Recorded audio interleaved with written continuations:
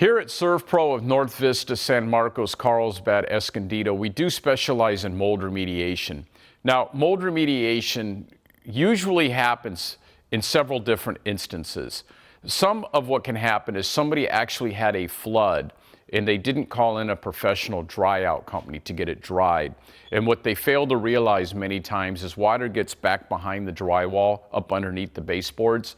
And if that stays wet more than a week or two, a lot of times mold will set in. And once mold sets in, it starts to grow. And then usually the homeowners that are involved in their house with mold will start to smell an odor, or they'll start to see little specks growing on their baseboards or on their walls.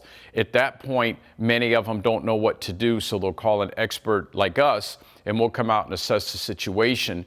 And when you're dealing with a mold remediation, there's a lot more involved because you have to make sure that you do it professionally and that you're certified to do this, and you're setting up airtight containments with air scrubbers with negative air, and your personnel are in PPE gear. Last thing you want to do is open up wall cavities and have the mold spores flying throughout the house with no proper containment or air going on. So what you really got to pay attention to with mold remediation is paying attention to get every bit of that mold out, because mold is a living organism. So if you don't get all of that mold out, it has the potential to grow back.